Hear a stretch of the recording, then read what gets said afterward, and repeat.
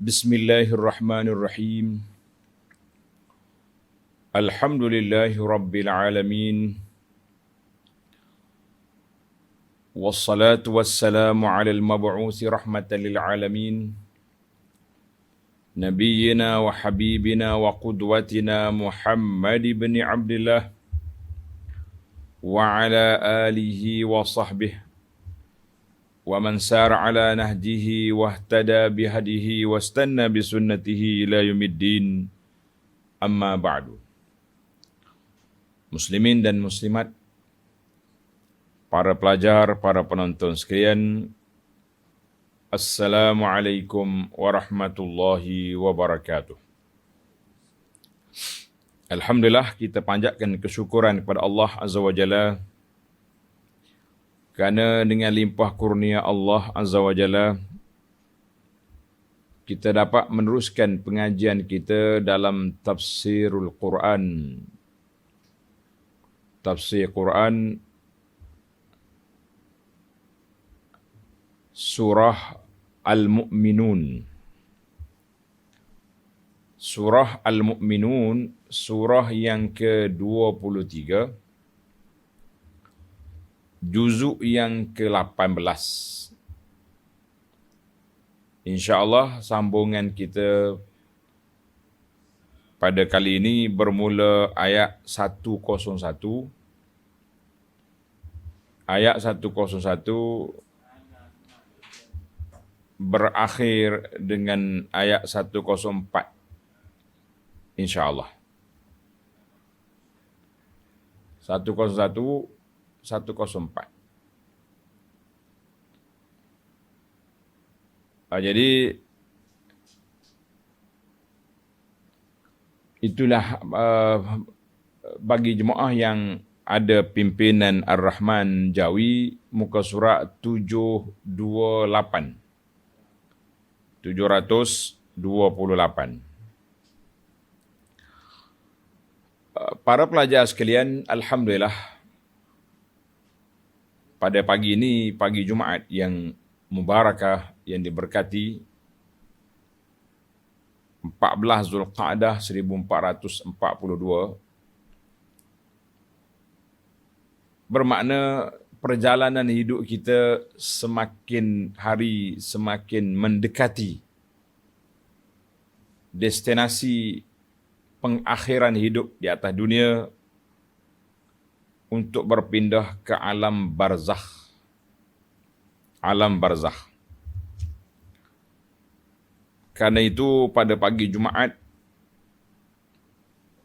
kita dianjurkan mengikut sunnah Nabi SAW supaya baca surah Alif Lam Mim As-Sajadah pada solat subuh pagi Jumaat, dan juga surah Hal Ata 'alal Insan yang menunjukkan kepada perjalanan hidup manusia akan pergi ke satu tempat, nama dia kematian, berpindah ke alam barzakh buat sementara, berapa lama Allah saja yang maha mengetahui. Kemudian kita akan pergi jauh, iaitulah ke alam akhirat. Jadi cerita mati, hidup, kebangkitan semula adalah merupakan cerita yang mesti diingati dan dihayati dan diulang kaji, supaya kita tidak lara, tidak leka, tidak mudah goyah. Bahasa sekarang, tidak mudah koyak dengan godaan dunia. Sebab dunia ini darul ibtila. Allah Ta'ala letak dunia ini tempat medan ujian. Liyabluwakum ayyukum ahsanu amala. Allah SWT nak tengok siapa di kalangan kita yang baik amalan,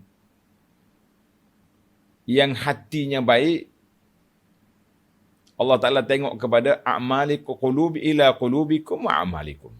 Hati kamu dan juga amalan kamu. Dua tempat. Dua perkara yang menjadi tempat penilaian. Allah SWT nak tengok hamba dia baik ke tidak baik. Maka sentiasalah kita bermuhasabah diri kita. Sentiasalah kita koreksi. Kita semak di manakah kedudukan kita di sisi Allah Azza wa Jalla. Baik para pelajar sekalian, kita baca ayat-ayat yang kita akan bincangkan, yang kita akan tafsirkan. Pada kali ini bermula ayat 101. Ayat 101 hingga 104. Alhamdulillah, para pelajar telah bersedia. Kita baca. A'udzu billahis samii'il 'aliim minasy syaithaanir rajiim. فَإِذَا نُفِخَ فِي الصُّورِ فَلَا أَنْسَابَ بَيْنَهُمْ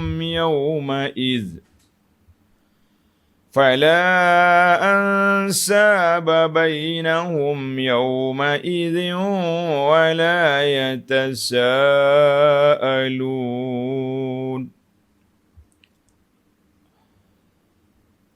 فَمَنْ ثَقُلَتْ مَوَازِينُهُ فَأُولَئِكَ هُمُ الْمُفْلِحُونَ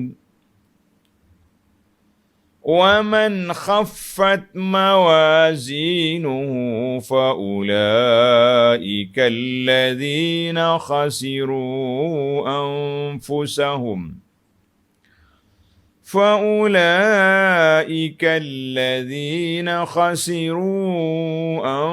أنفسهم في جهنم خالدون تلفح وجوههم النار وهم فيها كالحون.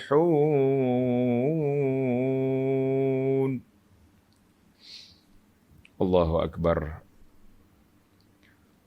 Ayat yang kita baca ini, para jemaah sekalian, menceritakan kepada kita tentang pada hari kiamat nanti terputus.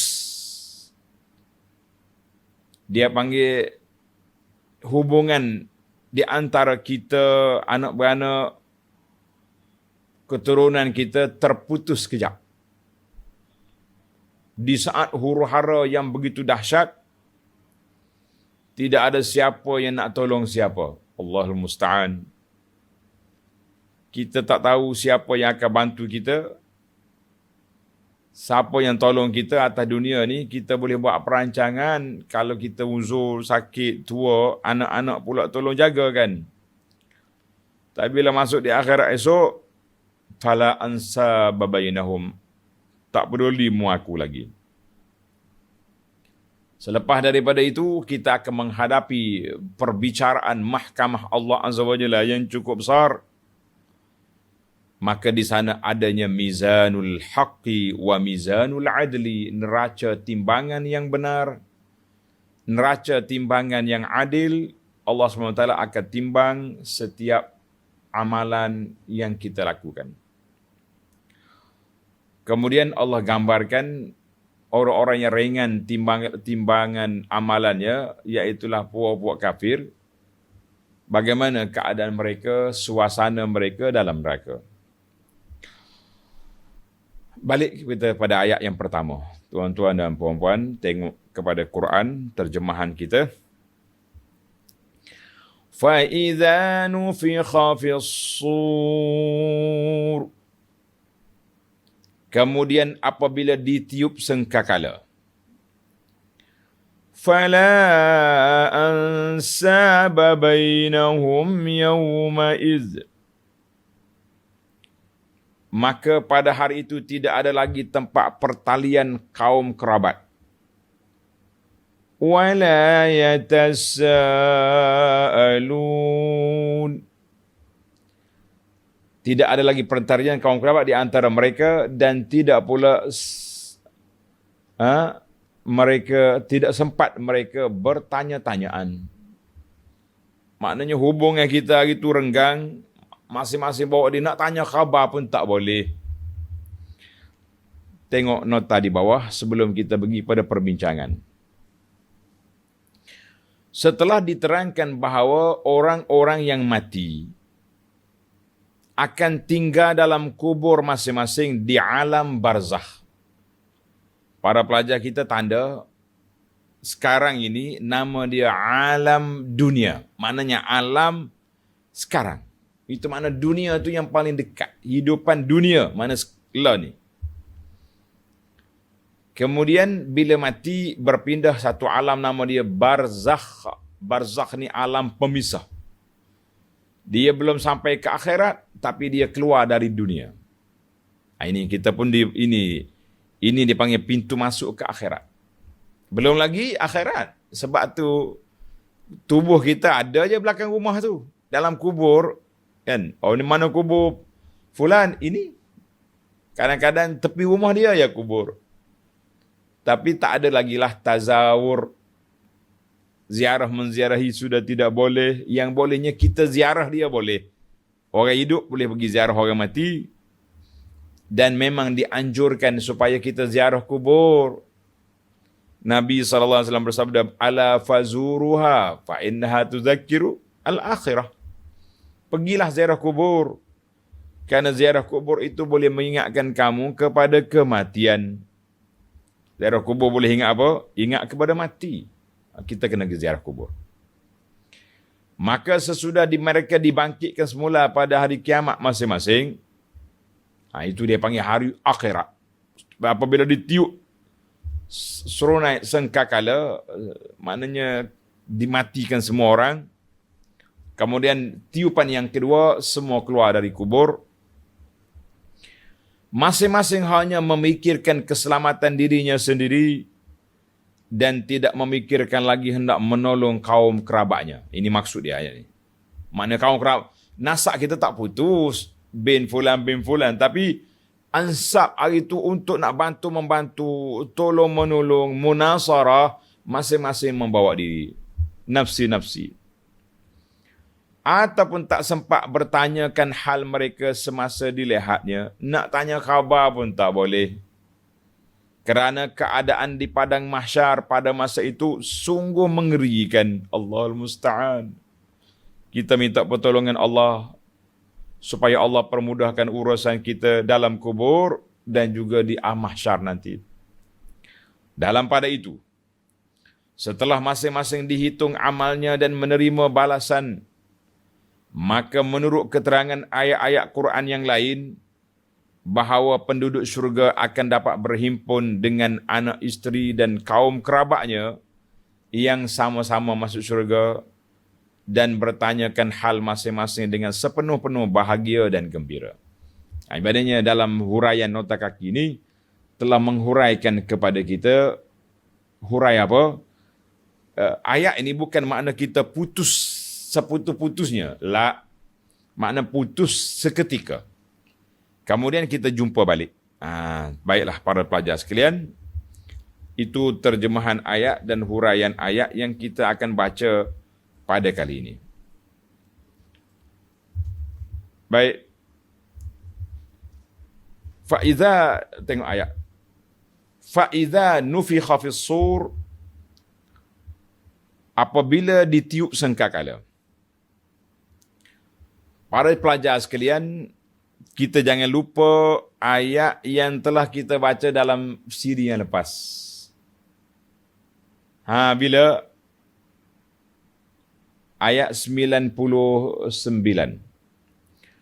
Hatta idza jaa ahadahumul maut qala rabbirji'un. Apabila orang-orang yang kufur engkar nak mati,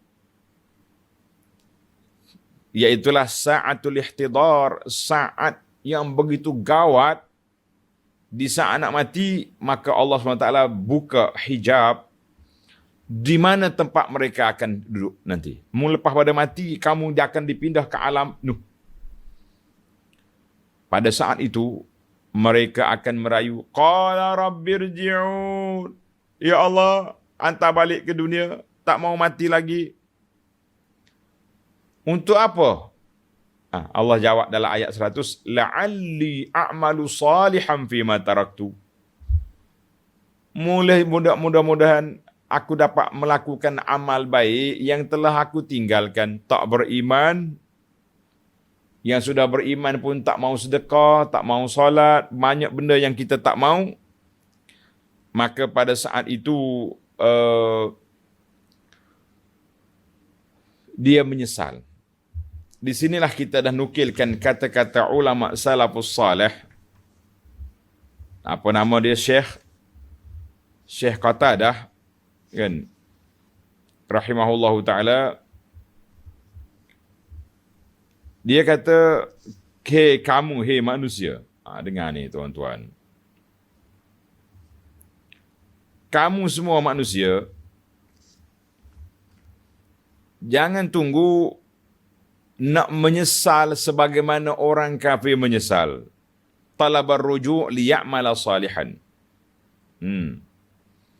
Mereka minta nak balik semula ke dunia sebab apa? Sebab nak amal dengan amal soleh. Bukan kerana nak kumpul dunia lagi, tak mau dah. Farahimallahu mra'an 'amila fima yatamannahu al-kafir idza ra'al azab. Semoga Allah Ta'ala bagi rahmat kepada kamu, kita semua ni. Kata alhamdulillah tuan-tuan. Telah pun beramal dengan amalan yang menjadi cita-cita puak kafir nak balik semula dunia nak buat. Maknanya kita pun jangan macam mereka lah. Bila dekat nak mati baru minta nak balik semula ke dunia sebab nak buat amal. Jangan tuan-tuan. Kita beramal sekarang. Kita beramal bila? Ni. Kita beramal. Jangan tunggu sampai macam orang kafir menyesal baru minta nak balik semula ke dunia. Jangan. Allahu Akbar. Dunia ni darul ibtila. Allah Ta'ala nak uji kita di sini. Maka ujian ini, medan ujian kita buatlah yang terbaik. Jaga solat, jaga ibadat, jaga muamalat, jaga akhlak dan jaga sejaga-jaganya perkara-perkara yang boleh menyenangkan kita di akhirat nanti insya-Allah. Jadi para jemaah sekalian, jangan kata dunia ni tempat rehat. Lah, bukan tempat rehat. Beberapa riwayat daripada ulama salafus salih. Ada sebagian riwayat kata daripada Imam Ahmad, ada kata imam yang lain. Orang tanya dia, Syekh, mata nastarih? Tuan Syekh, bilakah kita nak boleh rehat? Dengar tuan-tuan. Tanda baik-baik. Tulis comel-comel kata-kata ini. Mata nastarih? Bila kita nak berehat ni, Syekh? Pagi subuh, tengah hari zuhur, malam ada lagi. Mari bulan Ramadan kena puasa. Mari waktu kena berzikir, kena baca Quran. Mari harta kena sedekah. Mata nastarih? Bila kita nak rehat? Kita kalau kerja kita ada 2 hari seminggu rehat. Ni ibadat ni tak ada rehat ke? Allahu Akbar. Kata Tuan Syekh, tanda kata-kata ini keramat dan memberi kesan dalam jiwa. Dia kata 2 riwayat. Ada kata Imam Ahmad, ada kata ulama salaf yang lain. Dia kata, Iza kana siratu khalfana.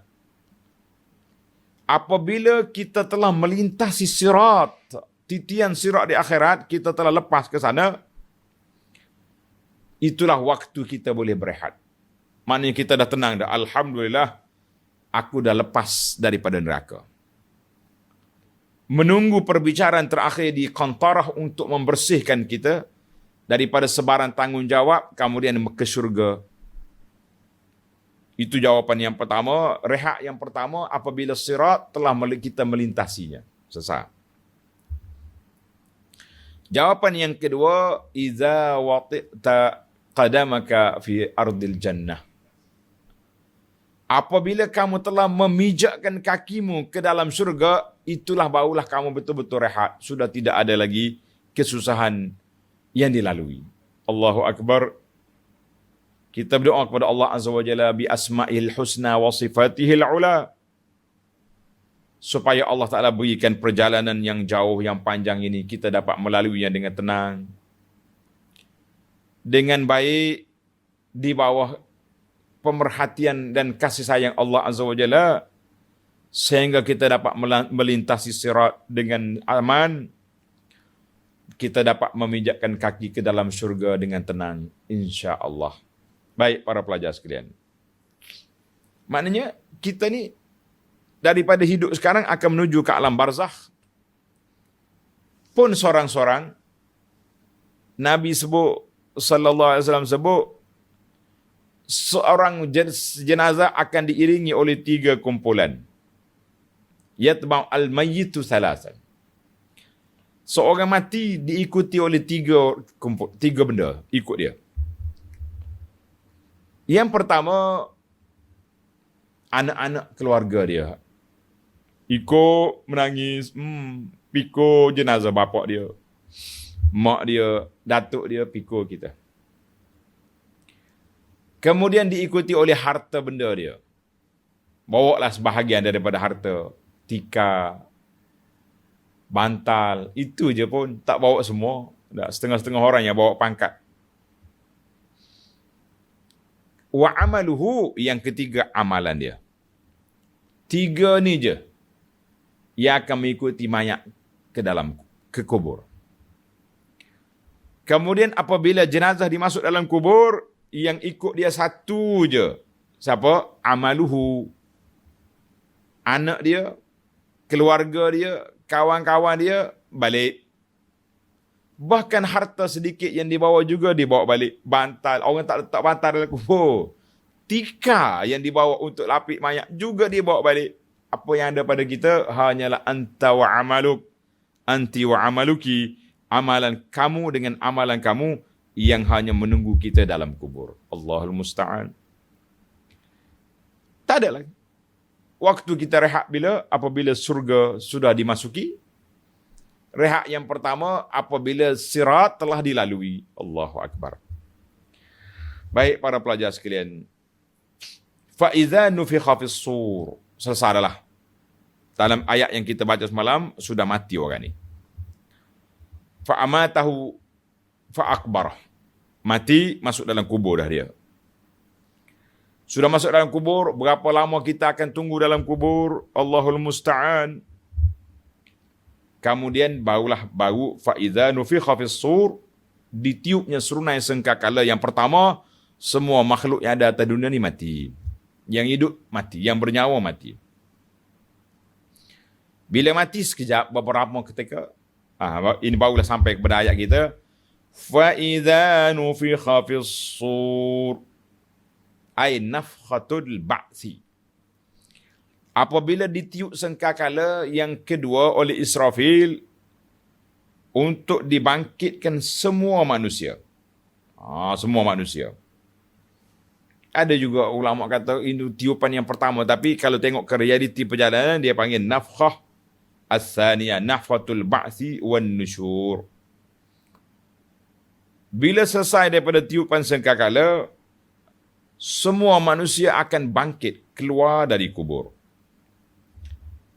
Yakhrujuna minal ajdasi sira'an, keluar daripada kubur laju cepat sekali. Bila keluar dari kubur yang begitu laju, bagaimana keadaan mereka? Ini Allah Ta'ala sebut, fala ansaba bainahum, tidak ada lagi keturunan cari anak beranak di sana. Tak ada sempat nak cari. Tak sempat nak cari. Wala yaftakhiruna biha, tak kata ini anak saya, ini anak saya. Allahu Akbar. Wala yatasaalun, dan tak ada siapa seorang pun yang bertanya, siapa, mana mak aku? Mana isteri, mana anak-anak, mana suami? Tak sempat nak tanya. Masing-masing membawa diri. Masing-masing nafsi-nafsi nak menyelamatkan dirinya sendiri. Tak tahu nak pergi ke mana. Allahu Akbar. Jadi soalan di situ, waktu huru hara. Kemudian bila dia tenang balik, dia carilah Ha. Salah satu daripada soalan yang ditanya oleh pelajar-pelajar kita ni, dia kata ada satu cerita yang dia baca, bila bangkit di akhirat esok, anak-anak akan bagi air kepada ibu dia, kepada ayah dia. Soalan dia sedih, dia kata kami yang tidak ada anak ni macam mana? Allahu Akbar. Puan ataupun tuan, kita jangan fikirlah pada waktu tu orang nak bantu kita. Kalau ada anak pun lari semua ni. Dalam surah surah Abasa. Surah Abasa wa Tawalla itulah. Allah Ta'ala gambarkan orang lari daripada keluarga pada hari kiamat. Ayat 33, 34 hingga 37. Yawma yafirrul mar'u min akhihi wa ummihi wa abihi wa sahibatihi wa banihi likulli imri'in minhum yawma idzin sya'nun yughni. Allahu Akbar. Pada hari itu lari semua. Adik-beradik lari, mak lari, bapak lari, anak-beranak lari, masing-masing lari. Kawan-kawan lari, likulli imri'in minhum yawma idzin sya'nun yughni. Pada hari itu setiap orang sibuk dengan dirinya. Nafsi. Bukan setakat itu tuan-tuan dan puan-puan, dalam hadis lain Nabi kita sallallahu alaihi wasallam bersabda, yuhsyarun nas hufatan uratan ghurlan. Dibangkitnya manusia pada hari kiamat dalam keadaan berkaki ayam, tak ada selipar. Urah, tidak ada pakaian. Tak ada baju, tak ada seluar. Ghurlan, bagi yang laki-laki tak bersunat, balik semula kepada asal. Kama bada'na awal khalqin nu'idu. Sebagaimana kali pertama dulu jadi, begitulah keadaan. Macam mana ni Abu Anas? Telanjang? Ya. Tidak ada pakaian. Menunjukkan huru-haranya pada hari itu. La ansab, wala yatasa'alun, wala yanzurun. Tak ada siapa nak tengok mu aku. Tak sempat. Atas dunia ni ya duduk. Dia panggil apa ni? Bahasa budak-budak ni. Skodeng. Skodeng apa? Duduk skodeng nak tengok orang. Tapi di akhirat esok la skodeng wala kada. Telanjang ke telanjang lah. Tak ada siapa nak tengok siapa. Masing-masing. Likulli imri'in minhum yawma idzin sya'nun yughni. Setiap orang sibuk nak menyelesaikan diri dia. Bagaimana nak lepaskan dia daripada huru-hara yang berlaku. Allahul Musta'an. Habis apa gambarannya Ustaz? Abu Anas, tolong gambarkan kepada kami bagaimana kita nak selamat. Bilakah kita dapat pakaian? Wallahu alam. Dalam hadis Nabi kata, awwalu man yuksa. Orang pertama yang diberi pakaian, Ibrahim AS. Sayyidina Ibrahim. Nabi Ibrahim. Cuma pada hari itu, manusia duduk di bawah panas matahari. Tadnu syams yaumal qiyamah. Matahari dekat dengan kepala kita. Berapa jauh? Ada kata mil. Kalau mil, sebatu. Ada kata mil bukan batu. Mil ni batang celak mata. Kan celak mata kita tu berapa? Mungkin panjang ni. 3 inci, 4 inci ke? Itu ya. Jarak matahari. Habis siapa yang selamat? Allahu Akbar. Di situlah Nabi sebut, sallallahu alaihi wasallam bagi tahu, sab'atun yuzilluhumullah. 7 golongan yang duduk di bawah bayangan pada hari kiamat. Dalam hadis ni lah, ada lagi hadis lain yang menunjukkan kita duduk di bawah bayangan. Di antaranya, bayangan-bayangan yang kita buat atas dunia ni, berkasih sayang, imamul adil, berkasih sayang kerana Allah, orang yang meninggalkan maksiat kerana takut pada Allah. Maksiat depan mata dia, tapi dia tak buat. Inni akhafullah, selamat. Orang yang bersedekah secara sembunyi, tak sibuk-sibuk, masuk Facebook, diam-diam sedekah. Tengok nombor akaun, transfer senyap-senyap. Slip pun tak hantar kau Ustaz.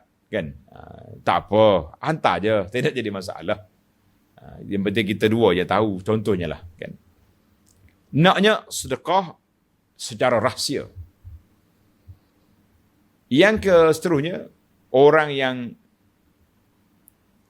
bermunajat kepada Allah Ta'ala di saat malam, saat tak ada orang, dia senyap-senyap. Zakarallaha khalian fafadat aina.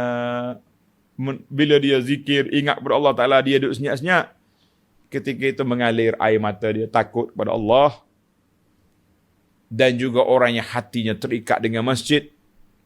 Anak muda yang membesar dalam keadaan beribadat kepada Allah. Ini dipanggil sab'atun yuzilluhumullah. 7 golongan boleh duduk di bawah bayangan.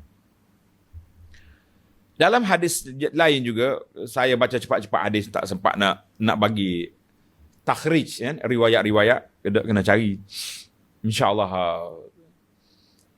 Dalam hadis lain, Nabi kata, sallallahu alaihi wasallam bersabda, seseorang itu akan duduk di bawah tahta zilli sadaqatihi yaumal qiyamah.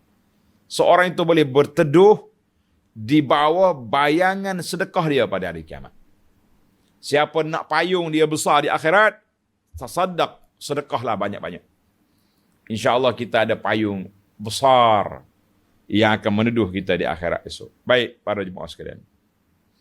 Tamatlah kita episod di mana? Di mahsyar.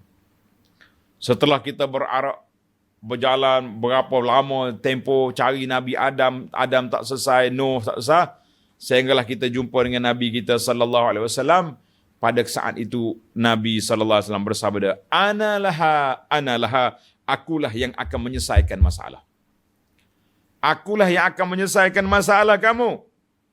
Maka ketika itu kharra sajidan, Nabi sallallahu alaihi wasallam sujud di bawah arasy. Ketika itu dia minta dengan Allah Azza wa Jalla nak guna kuasa syafaat yang Allah akan anugerahkan kepadanya untuk menyelesaikan masalah. Dalam bahasa akidah dia panggil asy-syafa'atul uzma ataupun asy-syafa'atul kubra, pertolongan yang besar yang diberi oleh Nabi sallallahu alaihi wasallam. Tuan-tuan, nak ke tidak syafaat Nabi? Nak ke tidak pertolongan Nabi di akhirat? Nak. Yang pertama sekali atas dunia ni, ikut sunnah Nabi sallallahu alaihi wasallam. Jangan direka-reka ibadat sendiri. Cukup kita ikut sunnah Nabi.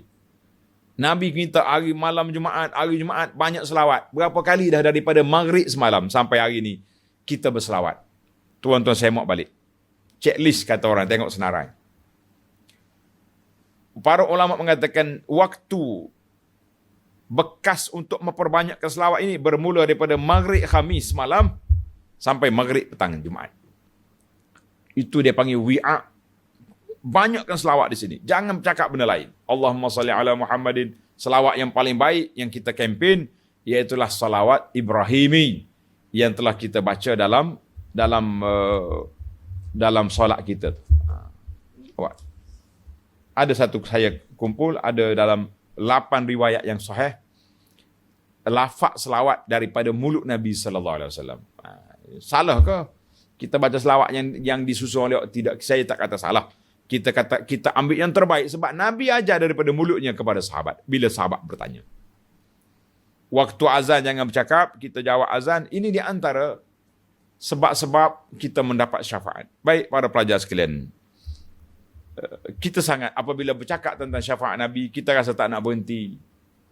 Sebab kita sangat mengharapkan syafaat Rasulullah sallallahu alaihi wasallam. Karena itu saya setiap malam Jumaat kita akan peringatkan, ingat Jumaat, ingat selawat untuk mendapat syafaat Nabi sallallahu alaihi wasallam.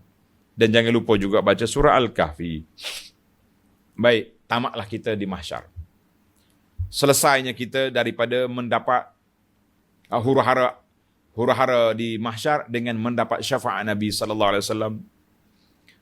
Kita nak minta syafaat, jangan minta dengan Nabi, kita minta dengan Allah. Allahumma rabb, ya Allah, ya Tuhan kami, berikanlah kepada kami, rezekikanlah kepada kami mendapat syafaat Nabi sallallahu alaihi wasallam di akhirat.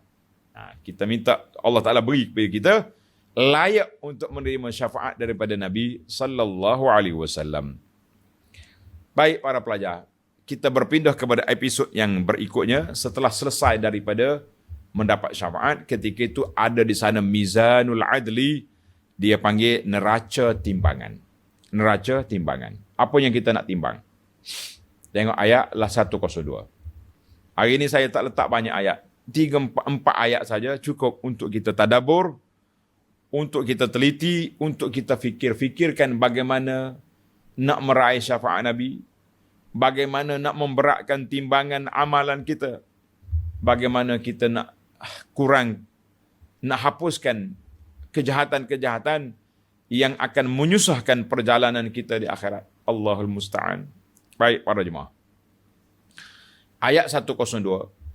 فَمَنْ ثَقُلَتْ مَوَازِينُهُ فَأُولَئِكَ هُمُ الْمُفْلِحُونَ. Setelah selesai, di mahsyar Allah gambarkan satu, dia panggil ahwal al-su'ada, kemudian diikuti dengan ahwalul ashqiya, kedudukan orang-orang yang bahagia. Orang yang bahagia, apa dia kedudukan dia di akhirat? Ini.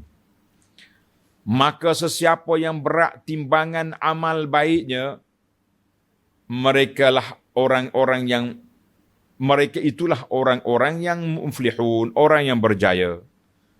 Orang yang berjaya siapa? Orang yang berat amalan timbangan amalannya.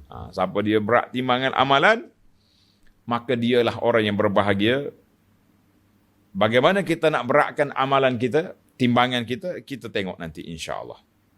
Maka dalam ayat ini Allah gambarkan bila amalan kebajikan banyak mengatasi amalan buruk, ketika itulah mereka berbahagia. Apa nama bahagia? Bin najati minan nar, selamat dia daripada neraka. Wal khuludi fil jannah, mereka akan kekal di dalam syurga. Allahu Akbar. Itu yang perjalanan yang kita nak. Baik. Sebelum kita bincang tentang mizan ataupun dia panggil neraca timbangan. Jadi neraca timbangan ini mengikut ulama Ahlus Sunnah, tanda ni para pelajar. Mengikut ulama Ahlus Sunnah mengatakan dallatil athar, beberapa riwayat menunjukkan dia ni mizanun haqiqiyun zu kiffataini walisan. Neraca nanti neraca sungguh. Bukan kata satu manifestasi, tidak. Tapi dia panggil neraca sungguh. Dua dia punya bekas timbangan. Bahasa kita dacing. Tengok dacing tu, dacing orang panggil kan. Maka itu dia panggil timbangan kanan untuk amalan baik, kiri untuk amalan buruk, wal'iyazubillah, dan dia ada lisan, ada tempat penimbang tu, tengah tu. Itu dia panggil lisan. Lahu zu kiffataini, dua tempat penimbang dan juga lisan. Lisan tu yang menentukan di mana berat ringan. Sebagaimana yang disebut oleh Sayyidina Abdullah bin Abbas, Hasan Basri dan lain-lain lagi. Bahkan kata ulama, balagat ahadithuhu mablagat tawatur. Hadis yang menyebut tentang neraca timbangan ini sudah sampai kepada mutawatir. Mana hadis yang sahih, yang sangat masyhur, disebar, diriwayatkan oleh ramai di kalangan sahabat dan juga para ulama yang lain. Maknanya yang tak boleh kita nak ingkar, tidak ada mizan, tidak ada neraca timbangan. La. Itu untuk orang yang baik, kita kata alhamdulillah. Letak timbangan, amalan berat dia, maka dia bahagia. Kita berpindah pula kepada al-ashqiya, orang yang celaka, na'udzubillah. Tengok 103. وَمَنْ خَفَّتْ مَوَازِينُهُ فَأُولَئِكَ الَّذِينَ خَسِرُوا أَنفُسَهُمْ فَأُولَئِكَ الَّذِينَ خَسِرُوا أَنفُسَهُمْ فِي جَهَنَّمَ خَالِدُونَ.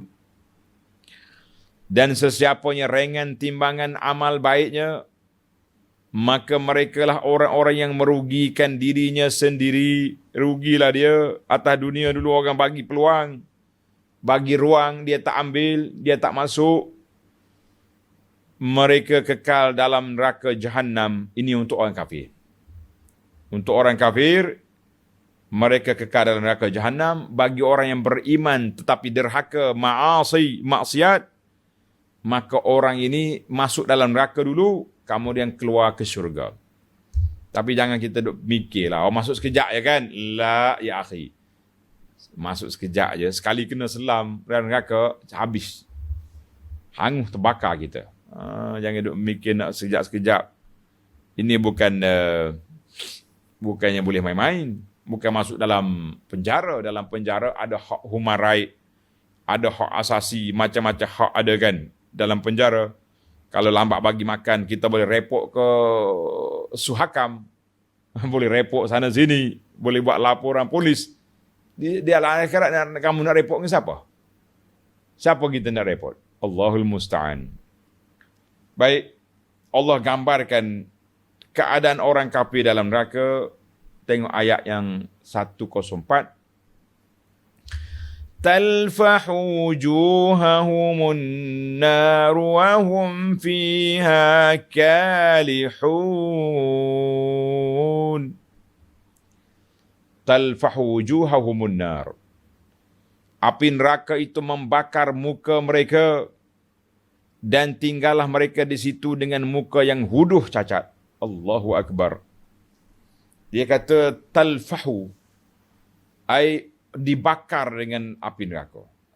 Wa talsha wujuhahumun nar. Wa hum fiha kalihun. Kalihun tu mana macam mana? Dalam tafsir kita diterjemah cacat, wuduh muka. Dalam tafsir Arab ni kata wahum fi jahannam abisun. Mereka dalam neraka masam. Muka dia masam. Ada ceria apa? Azab. Qad taqallasat shifahuhum. Mulut dia jadi pecah. Zaharat asnanuhum. Mulut ni, bibir mulut ni tak ada ataupun jadi terbuka, nampak gigi sengih. Na'udzubillah. Min asaril azab, kesan daripada azab yang kena ke atas mereka. Allah gambarkan rupa-rupa huduh gini supaya apa? Supaya kita rasa bimbang, rasa takut, gerun sampai peringkat mulut terbuka, gigi nampak. Allahu Akbar. Baiklah para pelajar sekalian, itu je ayat yang kita baca, 4 ayat. Kita pergi kepada beberapa fawaid at-tarbawiyah, faedah-faedah dari sudut pendidikan, dari sudut amalnya, apa yang kita nak istimbat ataupun nak korek daripada ayat yang kita baca ini. Tanda tuan-tuan. Yang pertama, Allah Subhanahu Wa Taala rattabal jaza' 'alal a'mal la 'alal a'sab. Allah Taala susun balasan di akhirat esok mengikut amalan, bukan mengikut keturunan. Kalau ikut keturunan, awak keturunan mana? Bangsawan. Bos mana? Sana. Beres, jalan. Ilmu orang kampung. La kampung wala bandar. Semuanya orang ini akan menerima amalan menerima balasan mengikut amalan, bukan mengikut keturunan. Allahu Akbar. Seorang ulama nama dia Sahal bin Asim. Sahal bin Asim rahimahullah ta'ala, dia kata, aku dengar Ibrahim. Ibrahim mana sini? Tak sebut. Boleh jadi Ibrahim An-Nakhai ke siapa? Ulama tabi'in. Yaqulu sami'tu rajulan yaquli Zuhair bin Nu'aim. Saya pun tak sempat cari nama ulama-ulama. Tapi yang penting ulama ni masyhur, ulama salafus salih. Seorang laki-laki pergi tanya Syekh Zuhair bin Nu'aim. Zuhair. Zuhair bin Nu'aim. Dia tanya, mimman anta ya Aba Abdul Rahman? Tuan ni daripada keturunan mana? Sedap juga soalan dia kan? Qala mimman an'ama Allahu alaihi bil Islam. Aku ni di antara orang yang Allah Ta'ala curahkan nikmat dengan Islam. Masuk Islam, aku ni orang Islam. Kata di penanya, innama uridun nasaba. Maaflah Syekh, saya tanya keturunan tuan. Keturunan tuan guru ni dari mana? Tuan Syekh ni dari mana? Saya bukannya tanya tanya agama. Agama kita sudah tahu, dah agama Islam kan, sudah tahu kita. Yang kita nak tanyanya apa dia? Dari mana kita? Qala, dia pun baca ayat ni. Ayat yang kita baca ni, ayat 101. فَإِذَا نُفِخَ فِي الصُّورِ فَلَا أَنْسَابَ بَيْنَهُمْ يَوْمَئِذٍ وَلَا يَتَسَاءَلُونَ. Allahul musta'an. Kita dengar takut tuan-tuan hari tu tak ada siapa peduli kan. Atas dunia ni kalau kita tengok pun kita rasa apa? Ingat keturunan kita. Cuma dalam sebuah hadis Nabi SAW, hadis ini sahih dikeluarkan oleh Imam Ahmad dan lain-lain, daripada Abu Sa'id Al-Khudri radhiyallahu anhu, Nabi kita bersabda, taz'umuna anna qarabati la tanfa'u qaumi. Kamu ingat keturunan aku ni terputus. Nabi sebut dalam hadis. Dalam hadis lain, kita baca satu-satu, takut penulis susah. Wallahi, Nabi bersumpah, inna rahimi mausulatun fid dunya wal akhirah. Keturunan Nabi tak putus di dunia dan juga di akhirat.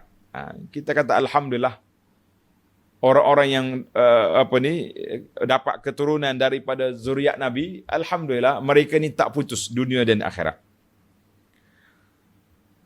Bila sampai hari kiamat esok, orang kata, ya Rasulullah, saya fulan, duk bangkit dia punya keturunan. Fa'aqulu, kata Nabi, amman nasabu faqad araftu. Dari sudut keturunan, aku kenalmu ni, keturunan aku. Daripada alul bait. Walakinnakum ahdastum ba'di. Allahu Akbar. Ini yang kita bimbang. Tetapi ada di kalangan keturunan aku yang mereka-reka ibadat. Ihdas, maknanya mencipta ibadat yang tidak diajar oleh datuk. Sepatutnya orang yang keturunan Nabi inilah orang yang paling kuat menjaja, mengempin ibadat-ibadat dari sunnah Nabi SAW. Tapi mereka juga tinggal sunnah, mereka reka ibadat sendiri, buat ratik sendiri, buat tu buat ni. Kita mengatakan, ni Nabi kata, nasab kita dikenali tapi kamu telah ahdastum ba'di. Ada juga riwayat kata, wartadatum ala aqabikumul qahqara. Kamu undur balik ke belakang, bukan ikut sunnah. Wal'iyazubillah, kita minta berlindung Allah Ta'ala. Baiklah. Yang pentingnya, keturunan Nabi tak putus. Hadis ini dikeluarkan oleh Imam Ahmad, kata Syekh Syuaib, sanad dia sahih. Ada satu lagi hadis. Hadis ini diriwayat oleh hadis Fatimah radhiyallahu anha. Nabi SAW bersabda, Fatimah tu bat'atum minni. Fatimah itu daripada aku, daripada keturunan aku. Maka Nabi kata apa? Wa innal ansab, hadis ini panjang. Wa innal ansab tanqati'u yaumal qiyamah. Keturunan akan putus kejap pada hari kiamat itu. Tak peduli mu aku. Ghaira nasabi wa sababi wa sihri. Lain daripada keturunan aku, orang yang ada kaitan dengan aku dan juga mertua menantu. Allahu Akbar, bahagialah mereka. Fala. Kemudian Nabi baca doa, baca ayat ni. Fala ansaba bainahum yawma idzin wa la yatasaalun. Tak tanya. Satu riwayat kisah, Sayyidina Umar minta Ummu Kalsum, anak Sayyidina Ali radhiyallahu anhu. Umar minta kahwin. Orang tanya, kenapa Syekh Umar Khalifah buat apa dengan kahwin? Dia kata, ni, dia baca hadis fala ansa bainahum, kecuali hadis Nabi kata, kecuali keturunan aku. Allah, hadis ini dikeluarkan Imam Ahmad, kata di muhakkiknya wasanaduhu sahih. Alhamdulillah, kita kata hani'an lakum ya alal bait. Allah Ta'ala lah beri keberkatan kepada keturunan Nabi. Tetapi ingat, keturunan itu juga tidak bermanfaat sekiranya mereka tidak mengikut sunnah Nabi SAW. Berapa ramai kita tengok orang-orang yang mengaku keturunan Nabi tapi dari sudut amalan juga tidak menjajakan apa yang dibuat oleh Nabi SAW. Baik para pelajar sekalian, itu dari sudut keturunan. Fala ansa bainakum. Baik, kita pergi lagi. Dalam ayat tadi sebut, hari itu ayat surah Abasa 34 kan, Pada hari itu orang lari daripada anak beranak, lari daripada keturunan, lari. Maka wal jawab, terputus beberapa faedah sekejap je dia kata. Sebab apa? Kita bimbang nanti kita duduk yaftakhiru. Tanda ni para pelajar. Kita bimbang al-muradu binafil ansab inqita'un fawaidiyah. Mana tak boleh nak tumpang orang pada masa itu. Supaya kita jangan guna sentimen. Oh, saya ni orang keturunan yang baik. Habis kenapa tak solat? Tak apa, keturunan Nabi. Contoh ni, saya tak tuduh. Oh, kenapa Puan Syarifah tak tutup aurat? Keturunan Nabi. Main-main kan? Jangan. Pada waktu itu tak boleh kita nak bangga-bangga dengan keturunan. Kita nak bangga sebab terputus saat itu. Kemudian bila dia selesai semua, dalam ayat lain Allah Ta'ala sebut wa aqbala ba'duhum ala ba'din yatasa'alun. Mereka bertanya-tanya. Jadi di sini ulama mengatakan bahawa waktu di mahsyar pun bukan satu peringkat, banyak peringkat. Mungkin peringkat pertama, mula-mula bangkit dari kubur, mungkin ketika itu yang kita tak sedar, yang kita tak tahu nak pergi ke mana, yang putus hubungan pertolongan tadi. Tapi bila dia tenang balik, dia carilah. Dia cari semula keluarga dia. Dan yang paling besar sekali, apabila mereka dapat berkumpul balik di dalam syurga. Allahumma jma'na ya Allah. Sebagaimana engkau kumpulkan kami dan keluarga kami. Engkau kumpulkan kami dengan murid-murid pelajar-pelajar kami di data dunia ini dalam keadaan baik. Untuk memahami kitab-Mu ya Allah. Allahumma jma'na fi dari karamatika. Ya Allah, kumpul balik kami semua pada dalam negeri kemuliaan-Mu ya Allah. Iaitulah dalam syurga nanti. Amin. Ya Rabbal Alamin. InsyaAllah kita mudah-mudahan kita dapat berkumpul balik di akhirat. Allahu Akbar. Baik. Kemudian kita berpindah kepada perbincangan tentang faman saqulat mawazinuhu, orang yang berat timbangan dan orang yang ringan. Yang penting dalam bab neraca timbangan. Kata para ulama, dilalatun ala annal mawazin, ayat ini menunjukkan bahawa timbangan itu diletak semua. Orang Islam pun ada timbangan, orang kafir ada timbangan. Sebagaimana Imam Malik mengatakan annal kuffar yunsabu lahul mizan. Orang kafir pun ada timbangan. Baiklah. Sekali lagi ditanya. Dalam ayat ini wal waznu yauma idzinil haqq, dalam satu ayat lagi faman thaqulat mawazinuhu. Kenapa dia guna jamak? Mawazin, sedangkan mizan tu satu je. Kenapa dia guna jamak?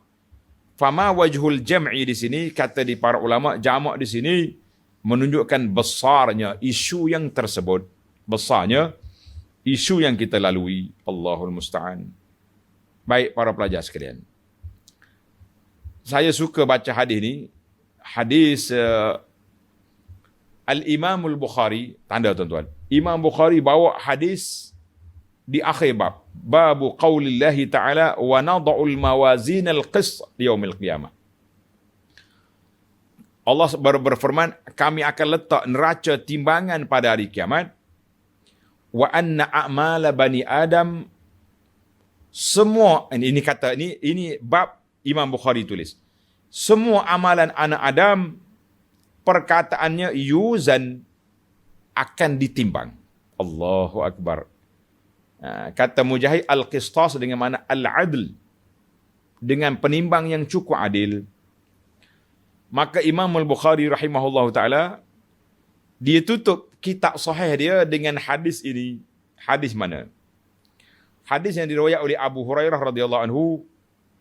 Qala an-nabiy sallallahu alaihi wasallam, kalimatan habibatan ila ar-rahman, khafifatan ala al-lisan, saqilatan fil mizan.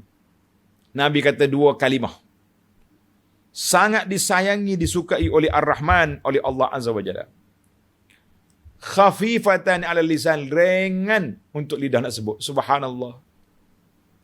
Tetapi saqilatan fil mizan, sangat berat di atas neraca timbangan. Tuan-tuan dan puan-puan, Kita nak beratkan timbangan ke tidak? Kita nak neraca timbangan kita berat ke tidak? Banyaklah ucapan ini. Kata semua. Subhanallah wa bihamdih. Subhanallahil azim. Subhanallah wa bihamdih. Subhanallahil azim. Subhanallah wa bihamdih. Subhanallahil azim. Tuan-tuan bacalah 100 kali. 200 kali. Rasa ringan timbangan kita, perberatkan dengan 2 kalimah ini. Boleh ke tak boleh? Jangan jawab dengan mulut, jawab dengan hitungan kita ni. Subhanallah wa bihamdi. Subhanallahil azim. Subhanallah wa bihamdi. Subhanallahil azim. Kata perbasahkanlah. Wala yazalu lisanaka ratban bi zikrillah. Kan dalam hadis apabila orang mari tanya Nabi sallallahu alaihi wasallam, dia ni tak larat dah nak buat amalan, nak buat macam mana? Nabi kata sentiasalah basahnya lidah kamu, mulut kamu basah bergerak dengan menyebut nama Allah. Subhanallah wa bihamdih. Subhanallahil azim. Tuan-tuan letak pagi 100, tengah hari 100, petang 100, malam 100, paling minimal kita dapat 500 satu kali, satu hari. Berat tak berat timbangan kita? InsyaAllah. Pasal itulah saya keluar satu poster, tajuk dia Manajemen Ibadat. Saya rasa ramai di kalangan kita, tuan-tuan dan puan-puan ni, pegawai-pegawai hebat. Perancang tu perancang ni. Kan? Perancang bandar, perancang ekonomi, perancang keluarga pun ramai juga. Tak mau beranak, kan? Ini masalah kita. Bahaya. Yang kita naknya buat perancangan bagaimana menyusun atun. 24 jam Allah Ta'ala beri kepada kita. 24 jam ni tuan-tuan dan puan-puan, ada 1440 minit. 24 jam. Berapa banyak kita boleh zikir subhanallah, alhamdulillah, wa la ilaha illallah, wallahu akbar. Berapa banyak? Saya dah keluar satu risalah. Tajuk dia Zikir 4 kalimah. Risalah ni nama dia Zikir 4 kalimah. Tujuan kita bawa risalah ni tuan-tuan, Zikir 4 kalimah. Nanti kita sebarkan risalah. Hadiah dari saya untuk tuan-tuan dan puan-puan yang dihormati dan disayangi semua. Supaya kita sentiasa memperberatkan timbangan amalan kita, insyaAllah. Subhanallah, walhamdulillah, wa la ilaha illallah, wallahu akbar. Ringan ke berat? Ringan bagi lidah yang hatinya ingat kepada Allah. Berat terkunci lidah kita apabila hati kita banyak maksiat dan mungkar. Allahul musta'an. Dalilnya, tuan-tuan dan puan-puan, buat saya makan sendiri. Semalam. 24 jam daripada pagi semalam sampai pagi tadi. Ataupun daripada semalam sampai ke semalam. 24 jam. Berapa kali kita sebut zikir ni? Subhanallah bihamdi subhanallahil azim. Berapa kali kita berzikir subhanallah, alhamdulillah, wa la ilaha illallah, wallahu akbar. Saya kata ambillah zikir-zikir yang maksur, yang diajar oleh Nabi SAW, kerana dia ada authority, autentik daripada Nabi. Duk cari zikir yang pelik-pelik. Sebab apa? Sebab nak terbang. Sebab nak boleh tembak tak meletup. Kenapa? Kita ni kalau kebar atas dunia mati, yang kita nak kebar daripada neraka, insya-Allah. Baik para jemaah sekalian, inilah motivasi kita. Mudah-mudahan Allah Ta'ala bangkitkan kita di akhirat dalam keadaan aman. Boleh duduk di bawah bayangan di saat kepanasan. Ketika neraca timbangan diletak depan kita, Allah Ta'ala perberatkan amalan kebajikan kita. Sehingga kita selamat untuk sampai mendapat memijakkan kaki ke dalam syurga yang dijanjikan oleh Allah, uiddat lil muttaqin. Allah kata, aku janjikan syurga itu aku sediakan bagi orang yang bertakwa. InsyaAllah, mudah-mudahan kita termasuk di kalangan orang itu. Kita akan sambung lagi perbincangan kita dalam siri yang akan datang, iaitu bermula ayat 105. Alam takun ayati tutla alaikum. Allah Ta'ala cerita kepada kita bagaimana keadaan orang yang tak dengar kata atas dunia, yang tak ikut peraturan, tak ikut SOP syariat di atas dunia ini. InsyaAllah dalam siri yang akan datang. Ingat Jumaat, ingat selawat. Untuk mendapat syafaat Nabi SAW, Dan jangan lupa ingat Jumaat, ingat baca surah Al-Kahfi untuk mencerahkan hati kita insya-Allah. Subhanakallah hamdika asyhadu an la ilaha illa anta astaghfiruka wa atubu ilaik. Wa sallallahu ala nabiyyina Muhammadin wa ala alihi wa sahbihi ajma'in walhamdulillahi rabbil alamin. Wassalamualaikum warahmatullahi wabarakatuh.